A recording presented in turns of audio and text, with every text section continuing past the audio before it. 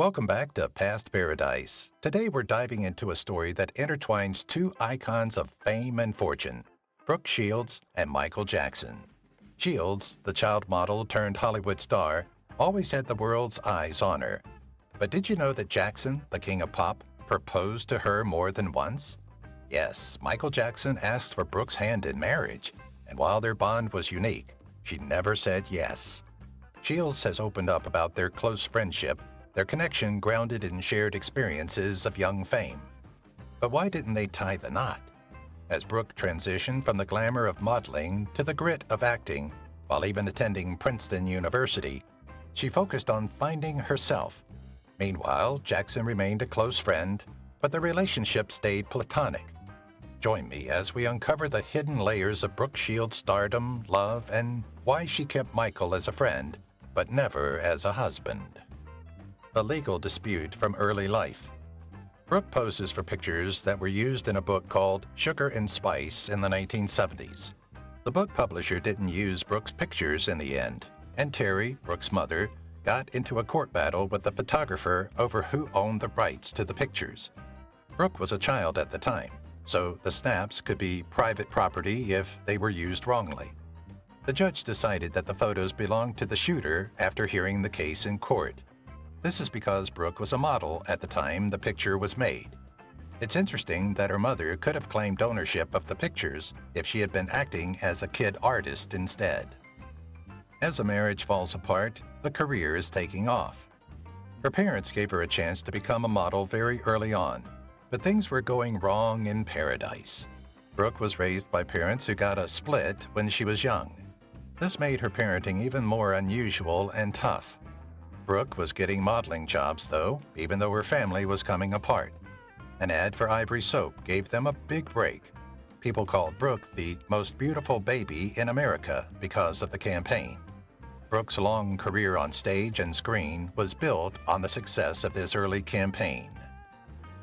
The most beautiful child in the United States. That's a big compliment at such a young age. How does a girl move on? Brooke's life was very different from that of her friends. She and her folks tried to keep her life as normal as possible at the same time. Brooke had a lot of different interests that she used to pass the time between modeling and school. All of them got her closer to other people her age who shared her interests. Her favorite things to do are dancing, horseback riding, and playing the piano. In everything, she tried to find a middle ground so she could live in both the modeling world and the kid world. What's going on behind the scenes? From the outside, it looked like Brooke's life was going really well. Her work was going great, and her white teeth made it look like nothing was wrong. Behind the scenes, though, there was more trouble, and it was all about Terry, Brooke's mother. Terry chose to take full control of Brooke's job by becoming her momager, which is a word that means mom and manager. Terry said she knew her daughter better than anyone else, so she should be in charge of getting her things. But Terry couldn't handle the stress, and she turned to drinking, which had a terrible effect on Brooke's life for years to come. A lot more than love from a mother. Brooke has always been aware of how complicated her relationship with Terry, her late mother, was. When they were guests on the Drew Barrymore show, the actors talked about having difficult ties with their mothers. Drew asked Brooke if her mom had dated one of Brooke's boyfriends, just like her own mom had. Brooke said, "No, because she loved me that much. I was her main focus," Shields said. Brooke's mom would go to all of her jobs with her. While Brooke thought Terry did it under the guise of protection, she now thinks it was more ownership and fear. Bad management caused people to be exploited. Brooke's role in the 1978 movie Pretty Baby was one of the many odd things Terry let her do. For the movie, Brooke had to act in some parts that were not appropriate for kids. Different people had different opinions about Pretty Baby, not least because Brooke was in it. Some critics thought it was groundbreaking that a real child played this part. Many others said her part was totally wrong. The mess brought Terry's management and parenting skills to the public's attention, which set off her downward slide. Looking for love as a teen in Hollywood. Brooke had to deal with reports about her new love life and criticism for playing parts that were too adult for her. She was seen with Scott Baio, who played Chachi Arcola on the long-running comedy Happy Days. Everyone was unsure if Brooke was ready to do such grown-up things. Soon after, Brooke told everyone that she and Scott were dating back when they were kid stars in the 1970s. She even said she was his first girlfriend. The first time people saw them together in public was when they went to the CBS television competition special together. She was wanted by Calvin Klein. Brooke's career took off when 17 magazine put her on its cover in 1978. It was a big moment in her career. Calvin Klein, a very famous American fashion designer, saw the picture and became very interested in it. One day, he saw her picture in the newspaper and knew he had to have this it girl. Klein was getting ready to release a new line of jeans and was looking for up-and-coming models to show them off.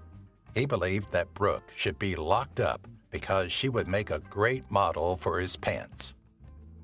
That's not okay to say on TV. "What do you think stands between me and my Calvins?" she asked in a sexy way. Brooke, "Nothing." That one line, said while looking up at the camera, was enough to make network bosses really angry. They thought that a 16-year-old would not have such an adult thought. The people who made the ad were trying to get people interested in the new style by showing them something that wasn't really appropriate.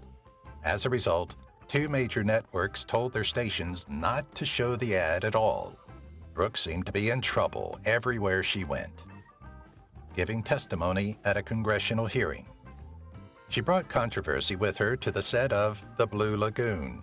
It was filmed on Turtle Island in Fiji and was about 2 kids who were left on the island without parents or society to keep them in line. During the movie, the kids grow up mentally and physically. They go through puberty and end up falling in love, even though they are cousins.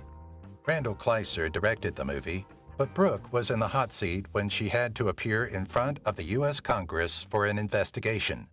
She told the agents that some of the scenes she had with co-star Christopher Atkins were actually shot with a body double. Being given an R rating. You know what they say, any publicity is good press. In 1980, The Blue Lagoon made it to number 9 in North America. The movie made $58.8 million in the U.S. and Canada. Brooke was now the star of a big hit movie. Because of the film's sexual content and the star's age, the Motion Picture Association of America, MPAA, gave it an R grade, which limited the number of people who could see it. Even though Brooke had a body double for some parts, this was still the case. The cash kept coming in. Brooke was never going to have a regular teenage life, even though she tried to make things as normal as possible at first. In the U.S., her picture was in every paper and on every movie screen. She was well known. That's not all of it. It was crazy how much money she was making by the time she was 16. In a single day, she could make $10,000, and she became more well-known after being on the pages of Vogue in France and Italy. Skilled in every area. Her job as a kid actor gave her chances to be on famous TV shows, which is pretty much every actress's dream. She was the youngest person to ever appear on The Muppet Show and on Fridays on ABC's live sketch comedy show. I think Brooke used to be a model, but it turned out she was great in front of film and video cameras. It was clear in her big movies like The Blue Lagoon and Pretty Baby, and it was also clear when she was on The Muppet Show with Gonzo. It was to protect herself. Brooke was determined to stay single for as long as possible, even though she played adult parts when she was young. In the Shields family, it was a very important value that her mother pushed everyone to follow. Brooke said that she lost her virginity with star Dean Cain when she was 22 years old. She told herself that she ran out of the bedroom feeling like she had stolen someone's wallet because she was so full of guilt.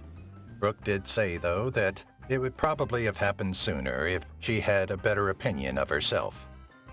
Reaching goals and getting past limits. In the U.S., a lot of people have parties when they turn 21, but Brooke chose to do something different. She could have just gone out with her friends for drinks. Instead, she was on the cover of Playboy magazine in December 1986. It's interesting that Brooke probably got less criticism for being in the adult magazine than for some of her other parts.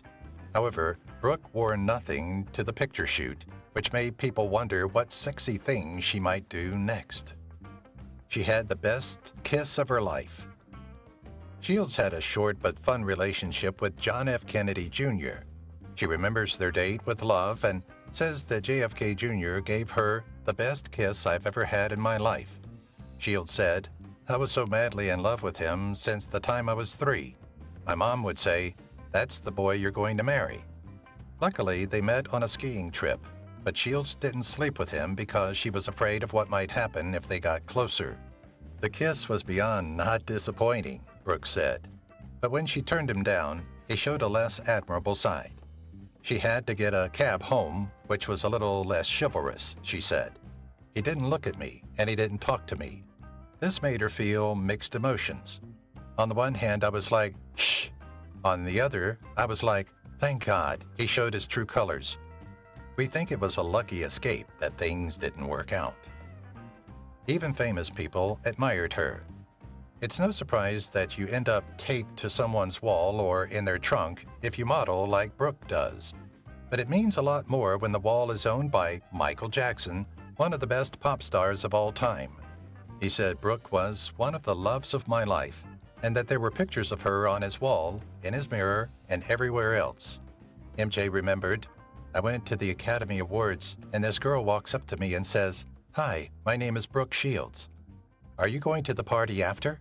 I say, 'Yeah,' and think, 'Oh my God, does she know she's in my room?' He said, 'Man, we traded numbers, and I was up all night singing and dancing in my room because I was so happy.' You want to marry a king? You know, I think she loved me as much as I loved her." Father Michael Jackson. We went on a lot of dates. He and Brooke seemed to have a great time together because they went out a lot. He also said, "It was great." She told him that he asked her to marry him more than once. It seems that MJ really wanted to adopt a child with Brooke, which shows how much she loved her. But Brooke thought it was all pretty funny. She laughed off the offers and thought about having kids. Even with a big pop star, Brooke wasn't ready to get married.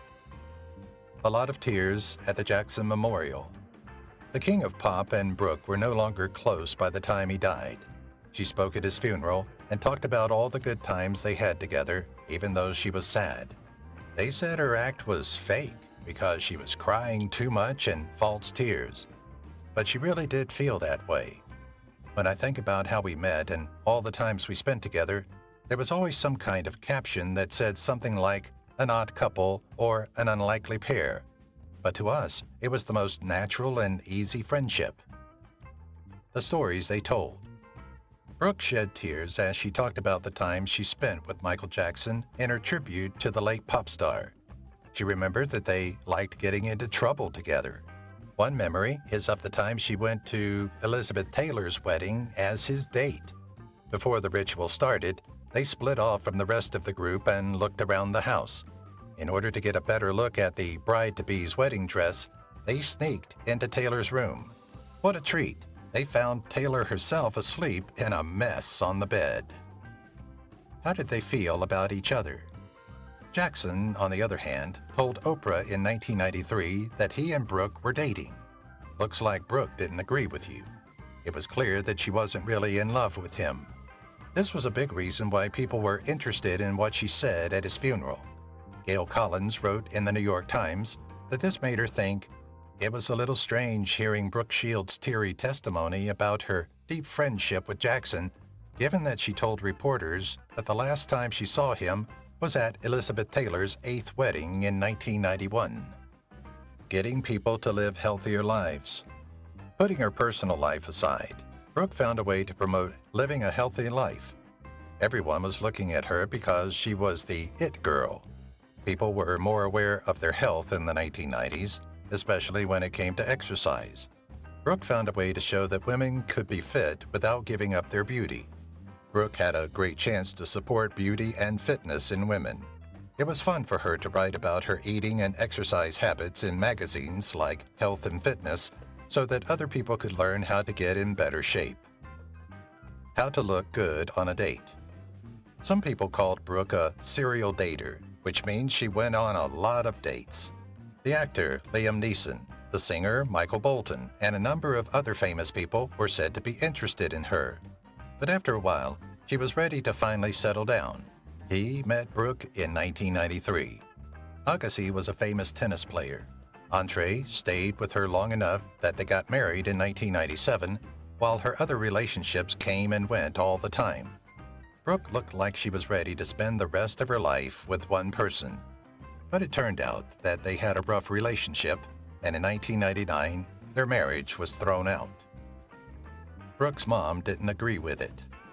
You'd think that Brooke's mom, Terry, would be happy that she and Andre were moving to start a new life together. In fact, it was the opposite. Terry did not want them to be together, which made Brooke and Terry fight very badly about it. Because of how bad the fighting was, Brooke finally fired her mother from her job as manager. Terry had been Brooke's boss for more than 30 years. Terry's involvement in Brooke's marriage problems was not the cause of their problems. Instead, Andre was the one who came with a dark secret. He was abusing drugs. It was that caused their marriage to end in the end. It's time for something new. Brooke had been modeling since she was 11 months old.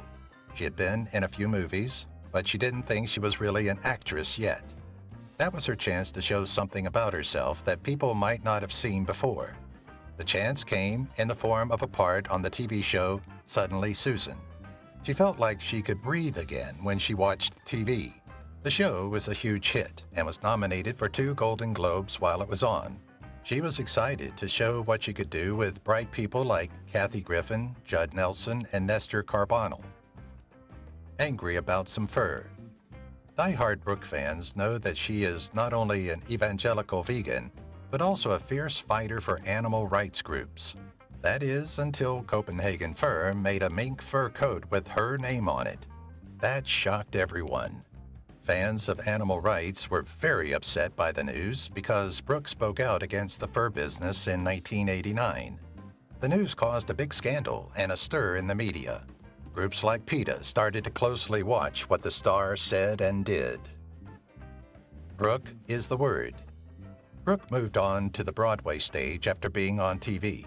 As someone who had worked in front of a camera almost her whole life, this was a big step out of her comfort zone. People loved her in all of her parts, though. New York theatergoers were blown away by her in Grease, Cabaret, Wonderful Town, Chicago, and The Addams Family. In 2011, she played Morticia Addams in That Last Show, which was her last time on Broadway.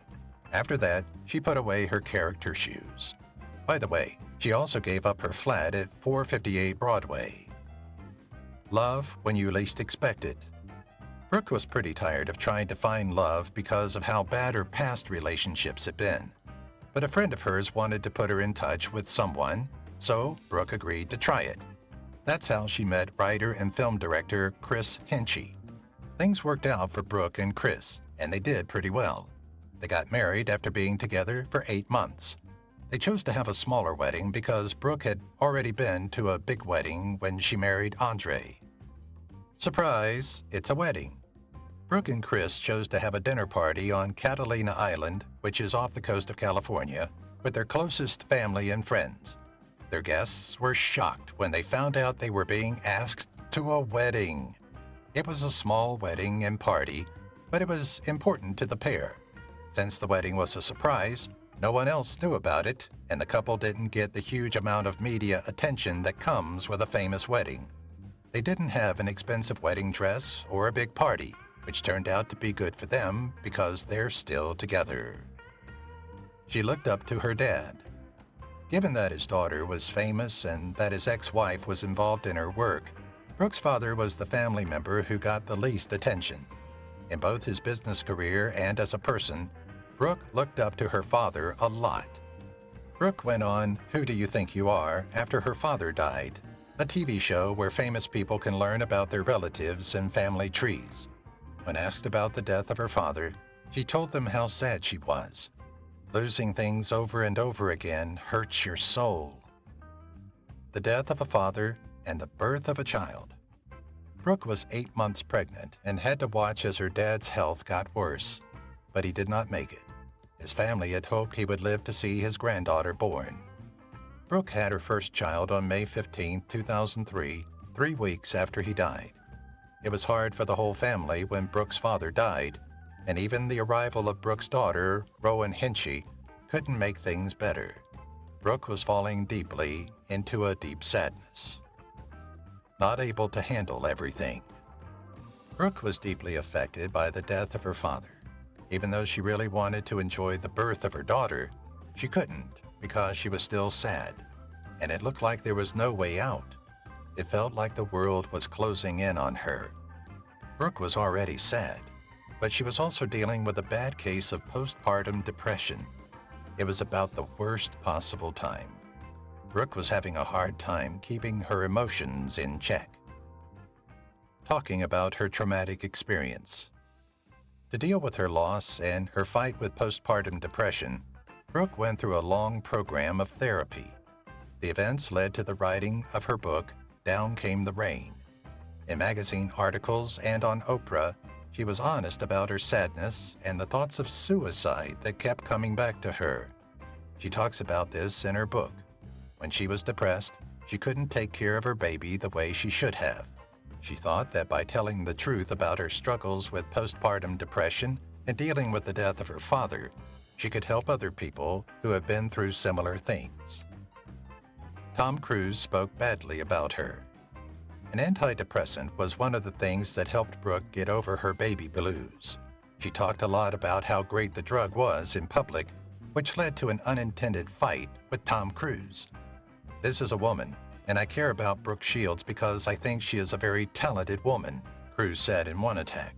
Where has her career gone? Brooke said that his reaction was careless and dangerous. Keep up the fight against aliens. Brooke wasn't going to let someone hit her without fighting back. According to her, Tom Cruise should stick to fighting aliens. This was in reference to his role in the movie War of the Worlds and his membership in the Church of Scientology. She also said that since he wasn't a mother himself, the movie star should let mothers decide the best way to treat postpartum depression. Brooke didn't want to stop at just a few lines about the fight with Tom. She chose to respond in another way to show how wrong Tom was being. Everywhere, at all times. So that she could say what she wanted to say more clearly, Brooke had a longer response printed in the New York Times. Her obstetrician told her that her extreme sadness and suicidal thoughts were caused by a change in her body's biochemistry. This made her feel better.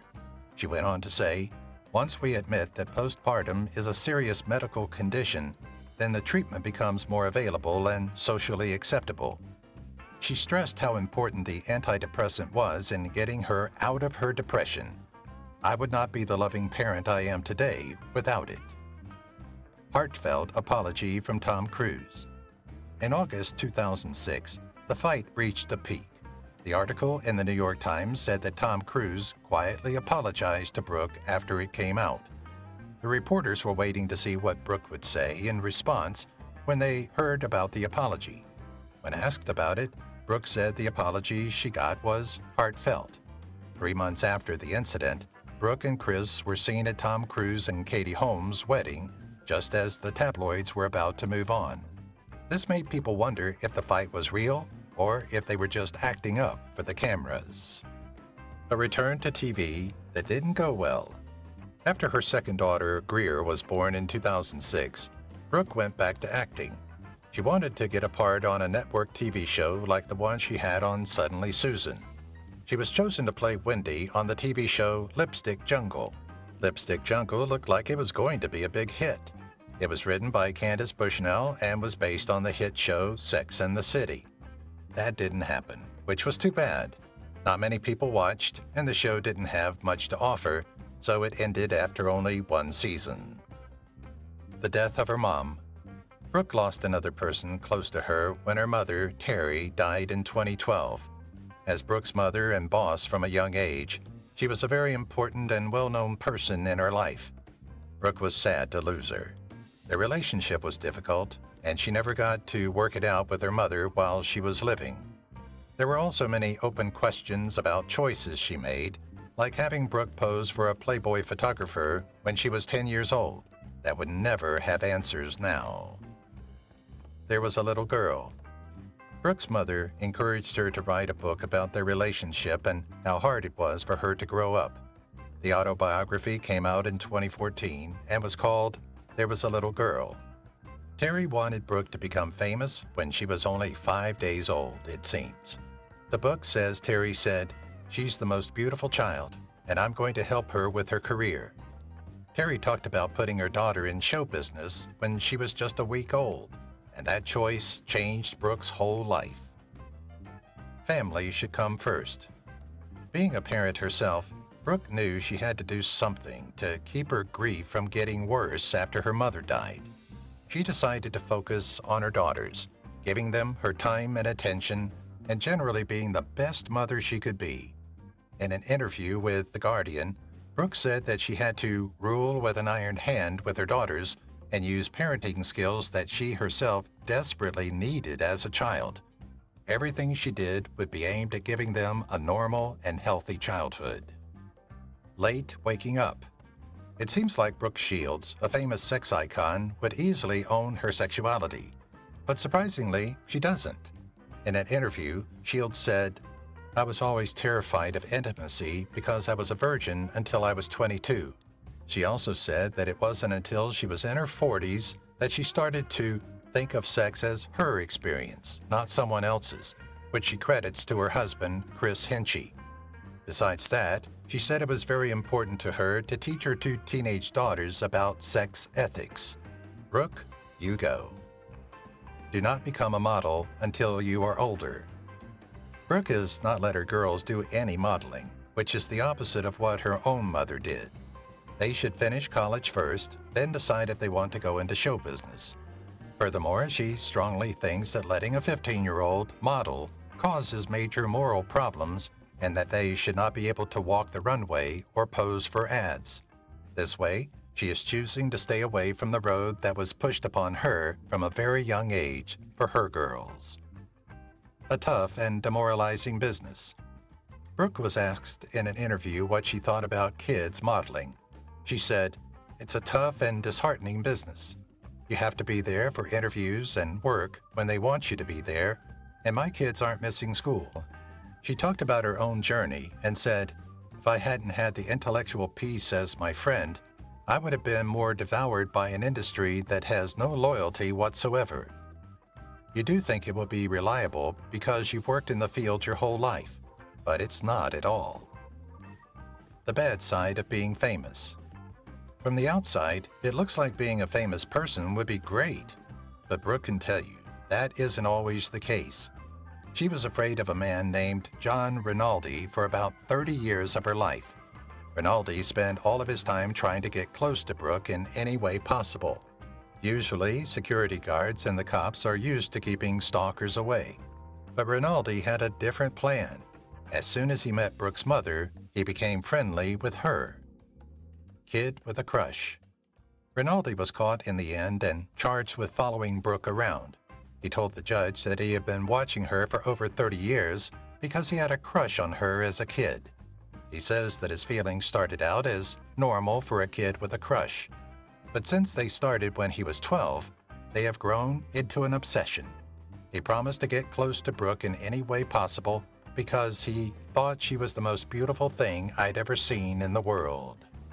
4 counts of stalking, which is a misdemeanor. John Rinaldi, who is 49 years old, was found guilty of 4 counts of stalking in New York in June 2016. Brooke had made up the accusation against Rinaldi, who said that he wasn't dangerous at all and was just a person with strong feelings. The judge put him in the notorious Rikers Island jail in New York City for 60 days. During the trial, Rinaldi also talked about his friendship with Terry and said, "She saved my life." Terry wasn't there to help, but the court had no trouble seeing Rinaldi for what he was, a stalker. Rinaldi eventually only served 28 days of his 60-day term. Still going strong today. Brooke has worked as an actress for over 50 years, and she has always looked great in front of the camera. That shine has followed her to social media, where she is busy on Twitter, Facebook, and Instagram, all of which are very famous. Fans can see her personal thoughts and how she lives through the accounts. Seeing Brooke on social media is also a great way to remember how fit she is, even though she is 55 years old. She also wants to be an example for young people. She speaks out for the Chain of Confidence Smart Girls program, which is backed by Tupperware and tells girls to take care of their physical and mental health. Want to find the next job? Brooke is a big supporter of many causes, not just the Chain of Confidence program. Through the American Cancer Society and organizations for HIV/AIDS study, she has worked with groups. She hopes that her next job will be back in acting on a show that gives off the same happy vibe that she wants to give off to her viewers. She is avoiding parts that are too intense or in a sad mood because of this. Her big 50th birthday was the best. You made headlines when you were 21 by being on the cover of Playboy. For your 50th birthday, you need to do something just as memorable. People who are close to Brooke, like family and close friends, were asked to the party at Refinery Rooftop in New York City. Though the party was a lot of fun, it made people feel things. Chris, Brooke's husband, gave a moving speech about how beautiful his wife was, both on the outside and on the inside. There were swing dancers hired for the party, who added to the happy, light mood created by the fancy drinks. How a lifelong model stays beautiful. Brooke is known for one thing, keeping up her good looks. She is in her 50s and still does something she learned almost from birth. Both men and women have been amazed at how clean and calm she always looks and have asked what her secret is. Fans were shocked when they learned one secret about how she takes care of her looks. In a talk, she said, "I don't wax." Of course, she was talking about her brows. "I guess I'll pluck stray hair, or if a makeup artist sees one they need to get to, I'll let them. But I don't do too much." She had surgery on her foot, which took her out. It was too much for the model and actor to handle being on her feet all the time. Brooke had been in unbearable pain because of a hammer toe, and something had to be done. She cleared her schedule for 2 months in 2008 so she could have surgery. That's when she said, "Just walking hurts, and at work I have to wear high heels all the time." The star was seen on crutches while she healed, but she was soon back on her feet. What really happened with Brooke and MJ? Lots of people in Hollywood and the music business hoped that Brooke and Michael were really dating. There were reports that the two unusual friends were getting together. There was a link between them, but fans may not have realized what it was. As kids, both Brooke and Michael had parents who were very strict and sometimes cruel. This made it easy for them to become friends. They got a lot of comfort from each other. But things got bad between the two friends after 11 years when Brooke was quoted in a Rolling Stone story calling Michael asexual. The model who went to an Ivy League school. Brooke was more than just a pretty face and a smile. She was also not just the girl everyone wanted to date. Yes, she had some relationships that got a lot of attention, like her brief relationship with John Travolta. She was even said to have been seeing Prince Albert of Monaco. Brooke graduated from New Jersey's Dwight Englehood Prep School in 1983 and went straight to college. But not just any college. She went to Princeton University, which is one of the well-known Ivy League schools. She is not only beautiful, but also very smart, as shown by her bachelor's degree in Romance languages. Brooke and her high school sweetheart. Brooke Shields and Dean Cain met in college and got along great. Dean has said, "I was in love with her for sure. We were soulmates in college." Brooke writes about their relationship in her book, There Was a Little Girl, The Real Story of My Mother and Me. You can read about Brooke's family's value of abstinence in that book. She carried that value with her into her own life, even though she played questionable parts and posed for racy photos. She also talks about her first night with her boyfriend at the time, who is also an actor. Brooke Shields can't be stopped. Brooke has worked pretty regularly and continues to work. She played the important friend Rita on the hit comedy The Middle, which you may have seen her in. You may have also heard her voice in the comic Mr. Pickles as Mrs. Goodman. In 2014, she was on The Michael J. Fox Show as well. But her performance on Michael Bolton's Big Sexy Valentine's Day special in 2017 was one that people will remember. Is there any question that Brooke Shields will continue to amaze us on TV and in real life for many years to come? If you've watched the video till here, that means you've enjoyed the video. Subscribe. Don't forget to turn on the notifications bell icon